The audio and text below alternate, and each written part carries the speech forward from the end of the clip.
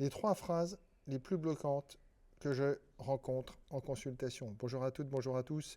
Peut-être avez-vous vu les 7 autres vidéos dans lesquelles j'ai parlé des phrases les plus bloquantes et aujourd'hui je rentre dans le classement des 3 plus importantes de celles que je rencontre très souvent. Et la troisième, c'est je veux faire quelque chose, mais je sens une résistance.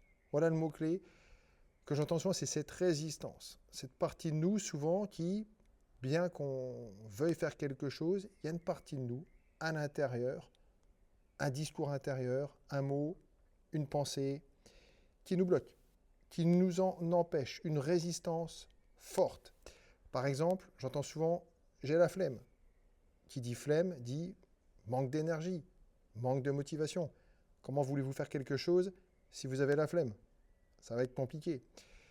J'entends souvent aussi « je n'ai pas le temps ».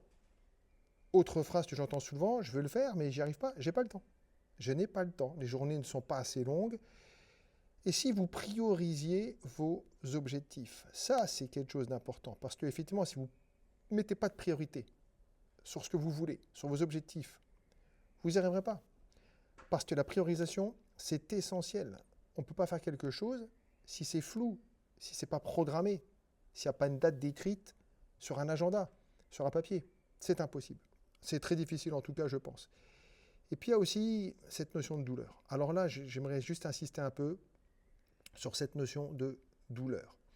L'être humain, globalement, il aime plutôt la facilité. Il préfère, entre guillemets, prendre un médicament pour régler un problème, se remplir de sucré, de salé, pour se défaire de quelque chose, pour penser à autre chose. Le plaisir, il préfère profiter le temps d'un moment, d'un cinéma, je ne sais pas, de n'importe quoi, mais pour fuir un petit peu le quotidien.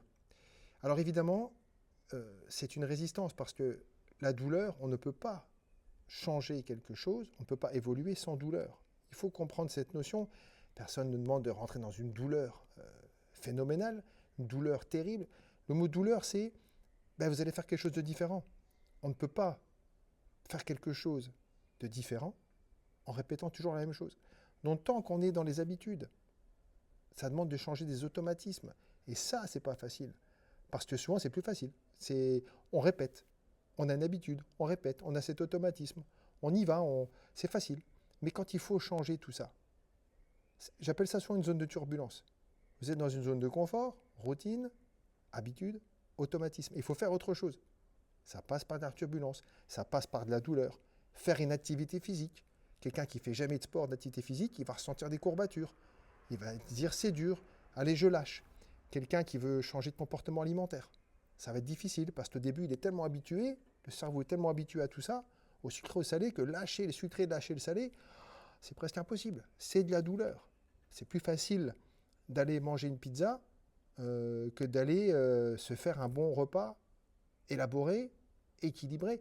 Tout ça, c'est de la douleur. Donc l'être humain, lui, il préfère quand c'est facile. Mais n'oubliez pas que si vous voulez faire quelque chose, mais que vous n'y arrivez pas, et qu'il y a une résistance,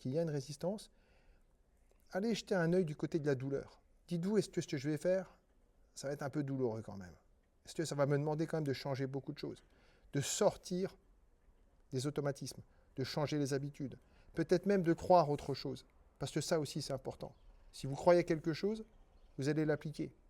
Et parfois, c'est douloureux de penser quelque chose à laquelle on a cru pendant des décennies, des années, et du jour au lendemain, ce que je crois aujourd'hui, est-ce que c'est vraiment réel? Voilà ce que je voulais vous présenter aujourd'hui, mais c'est vrai que je veux le faire et je sens une résistance, ça revient très souvent.